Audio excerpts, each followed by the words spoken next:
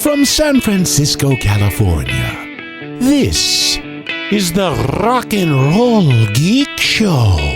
This is the story of my rock and roll butler. Welcome to the Rock and Roll Geek Show. My name is Michael Butler. Thanks a lot for joining me. I really appreciate it. Today is Tuesday, August 13th, 2019, and it is 5:49 Pacific time when I'm recording this because I am back in San Francisco. Just got off the plane. Boy, are my arms tired, as they say. I'm going to open up a fine Modelo here. This is my 6th beer of the day. On the plane, I started reading a book that was sent to me by Adrian Boschon, I think. Boschrock on the forum, on the Rock and Roll Geek Facebook page, which I do not create, but I do approve, people. It's called The Wildhearts, Zealot in Wonderland, One Love, One Life, One Band by Gary Davidson. And I started reading it this morning on the first plane. We flew into Houston and then flew from Houston to San Francisco.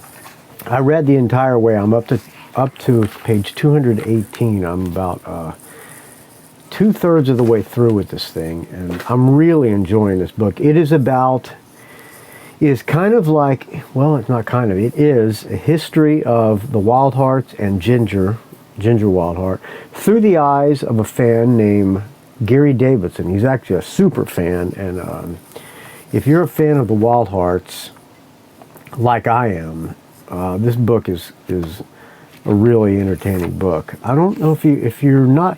Maybe, I think if you're not a fan of if you've never heard of the Wildhearts, I think this book will probably get you into them. Ginger is one, as you know, if you're a friend of the Rock and Roll Geek Show, you already know this. I'm not telling you anything you don't already know, but Ginger's one of the greatest songwriters of our time. And if you're not familiar with him, do yourself a favor. Seek his music out. Anyway, this book I can relate to because it's pretty much, it could have been me writing this book because I pretty much went through the same stuff. But I actually got to play with Ginger Wildheart back when he was putting the Silver Ginger 5 band together. He was advertising for a bass player, and just on a whim, when I was in American Heartbreak, on a whim, I sent video of me playing a song that I played on one of the Dog Days episodes, I Wish You Were D.A. blah, blah, blah. Anyway, I sent him a live clip of us playing that tune, and I was playing acoustic guitar on the intro, and I said, hey man, if you're looking for a bass player, I live in San Francisco, but maybe you might consider me. And he actually contacted me back and said, you're a good bass player and everything. The problem is Connie Bloom, the guitar player, has hair almost exactly like yours, and it might look kind of weird on stage. So at least I got a response from the guy. And then I interviewed him when he was doing the Brides of Destruction thing with Tracy Guns when he was in L.A. Super producer, back when I had a super producer named Shane, lined up this interview for me with Ginger. I think he lined it up with me. He either lined it up, I don't know. I think he did. He lined it up though. And I told him that I was in a band called American Heartbreak when I was interviewing him, and he goes, oh, we were going to nick your bass player, man. And I said, wow, well, I'm the bass player. So that kind of was kind of interesting. It was a good interview, and I enjoyed talking to one of my heroes. And naturally, I was ecstatic that he said that. And so about several years passed by, and I was in Jet Boy with Billy Rowe. We were playing at the M3 Festival in Maryland, Merriweather, Maryland, somewhere around on the East Coast. Let me take a sip of this fine Modelo. And out of the blue, I got a direct message on Twitter from none other than Ginger Wildheart, and said, hey, I was offered to do some shows with the Toadies in on the West Coast, and I thought of you. It doesn't pay any money, or it doesn't pay much money, but I have a feeling that that doesn't matter to you. And he said, would you be interested? And I pulled my jaw off the floor first, and thought about it, and said, man, these songs are hard to play. You think I can? I don't know if I can do it, but fuck it. I'm just gonna. I said, hell yeah, and I responded back, and very cool. Sure, I would love to. Send me the set list. And I told Billy Rowe and Jetboy about it, or I think maybe he found out. I didn't tell him about it. He found out somehow, and he said, well, something to the effect of, well, that music's way too hard for you to play. You could never play those songs. And that's all. And that was around the time that I was getting the orders from on high in Jetboy that there was going to be no more drinking and this and that. And so I said, I will show him. I'm going to learn all these fucking songs. And sure enough, I did learn the songs. So he was putting a band together. It was me, Billy Morrison, who played in Circus Diablo, and he played in Camp Freddy as well. He was going to be the other guitar player. A guy on drums named Scott Lips. He was going to try to get Dax Nielsen from Cheap Trick, but he couldn't get him to do it. So it was me, Ginger, Billy Morrison, and Scott Lips, who owns a supermodel agency. And we got together in LA, practiced for about 2 days without Ginger. Well, we all conversed over emails for a little while, and Billy Morrison made up a set list, or made up the songs that he thought we should play. And I got there a couple of days before Ginger and his manager Gav showed up, and we worked on all the songs. I learned them at home, of course. Everybody learned them at home about a month before this was to happen. And I gotta tell you, man, these were some of the most difficult songs I have ever tried to play, and it made me a better bass player. So we practiced for a couple of days. Everything sounded pretty good. Ginger shows up and was blown away by how much fun he was having at these practices. So we did a gig, we did a warm-up show at the Viper Room. Went over quite well. Ginger contacted us, texted us all the next day and said, man, this is the most fun I've had in a long time. I'm actually playing in a Ginger Wildheart cover band, and I can't remember when I've had this much fun. And we did another show with the Toadies. I was so nervous from playing with Ginger that I lost my voice. So I couldn't sing. During all these rehearsals, we were having so much fun at rehearsals, and they were sounding really good, but I was like getting way into this. And a combination of nerves and excitement and disbelief that I was actually playing with this guy, Ginger Wildheart, who was like one of my rock heroes, caused me to lose my voice. So I could not sing. And I'm a good background singer, if I do say so myself. I can sing high, I can sing low, I can sing mid-range, and I had completely lost my voice, so I could not sing any. I did well on the rehearsals, but when it came to gig time, I had blown my voice completely out. But had a great time at these shows, and went back home. I think I came back a couple of weeks later because Ginger liked it so much he wanted to do it again. And he said, this time, let's record a couple of songs. Everybody come up with some song ideas, and let's record a couple of tunes. So I immediately started pulling song ideas out of my ass. I can write songs, but not compared to Ginger, and I was fucking... So I threw something together, and everybody seemed to like it. They said it reminded them of early Hanoi Rocks, and Billy Morrison put something together. So we went to rehearsing. We were going to play another gig at the Viper Room, which I'll talk about that in a minute. So Billy Morrison came up with a tune, and I came up with a tune, and we went to rehearsing, and we rehearsed the set for the Viper Room, and came time to show Ginger the tunes. We went through Billy Morrison's song, and learned that one, and we were going to record it the next day. We had no way to record it. What happened? Okay, so we worked on that one, and Ginger went. So we worked on that one, recorded it on a boombox. Ginger took it back to his hotel room, or the apartment he was staying in. The next day, he had lyrics for it and melody. We never got around to doing mine, which, in all honesty, it wasn't a very good song. It was a piece of shit. I don't know what I was thinking with this song. It was kind of generic sounding, and it just wasn't up to snuff. So I totally understand why they didn't do my song. But so next came into the practice room Mike Klink, the guy who did the Guns N' Roses album, and he also did UFO Obsession and engineered on the classic albums. I hope you're into this story, but I'm telling it anyway. I'm going to take us to this fine Modelo. Matt Sorum let us use his studio for free in his backyard. We recorded this song.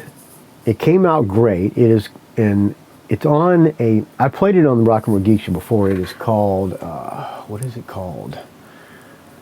Shit, I don't. The group was called the Sonic Graffiti. I don't remember the name of the song right now.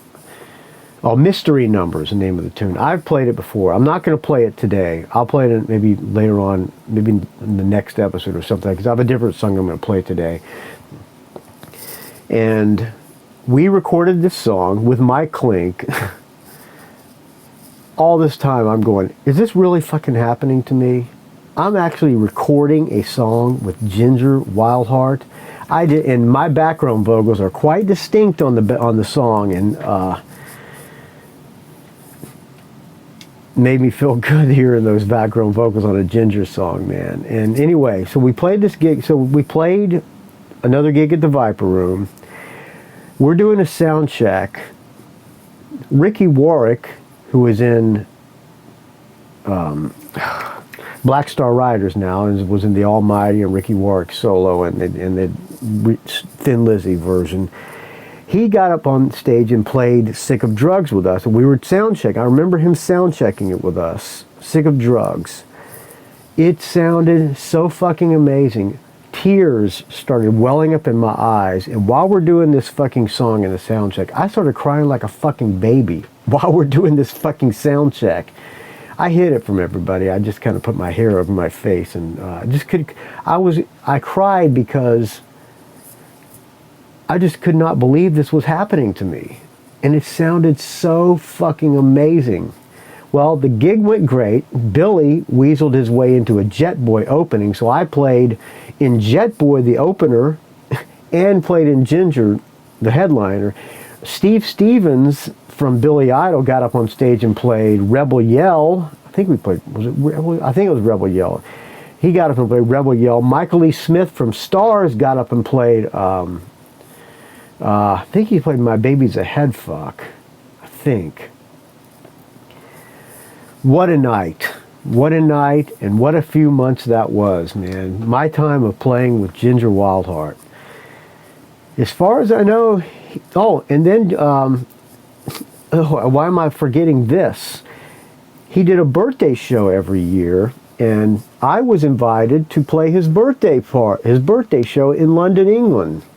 I didn't have the money to do it, but friend of the show, Alex Oliver from Bathroom Wall T-shirts, and Phil from the Paranoid Squirrel podcast, they got a bright idea. Why don't we get your listeners, ask your listeners to help donate, and everybody who donates money to your fund to go to England, we will send an autograph. We will get Ginger to personalize an autograph Christmas card, and we will send them out We'll do a special Ginger Christmas card and send them out to everybody who donates. I ended up getting enough money and more to go play with Ginger. I stayed at Phil's house with his family. He had a little attic apartment up there. They very graciously let me stay with him. Rehearsed with Ginger. Again, I'm in England recording with Ginger and Rich Battersby and all these other guys and CJ. I could not believe it was fucking happening. So that gig was fucking amazing, playing Ginger's birthday party. I got up and played a Clam Abuse tune, Message to Jerry. I think I played about 4 songs. And I rehearsed almost all the songs because they didn't have a bass player at the rehearsal. So I just ran through all the songs, all the rehearsal songs. So I'm playing with Ginger. I could not fucking believe it. I had a great time in England, played Ginger's birthday party. And that was the last I heard of Ginger. That was not I heard of Ginger. That was the last I spoke to Ginger. But what a time it was, friends. A dream come true. So that's my story of a zealot in Wonderland. Gary Davidson has his story in this book called Zealot in Wonderland, and I highly recommend this book. I'm going to have him on the show and talk about it probably pretty soon. Great book. His story of the Wildhearts through a super fan's eyes, and that was my story of the Wildhearts through a super fan. All right, friends, I hope you enjoyed listening to that little story. I'm going to close out with a Wildhearts tune from the album PHUQ. The song is called Caprice, and this song keeps reappearing in Gary Davidson's book as a song that really meant a lot to him. This song means a lot to me too. It's probably my top 2 songs on PHUQ, which is a masterpiece. If you only own 2 albums, 2 of these albums you should own. Earth vs. the Wildhearts and the Wildhearts PHUQ. 2 fucking masterpieces. All right, friends, thank you for listening. rockandrollgeek.com is where you can find the show. Find me on the Facebook, R&R Geek. Email me, rockandrollgeek@gmail.com. Find me on the Twitter, R&R Geek. Find me on the Instagram, rockandrollgeek. Don't ask. I'll talk to you tomorrow. This was day 13 of the Dog Days of Podcasting. You can find out more about Dog Days of Podcasting at dogdaysofpodcasting.com. Here's Caprice. I'll talk to you tomorrow, friends.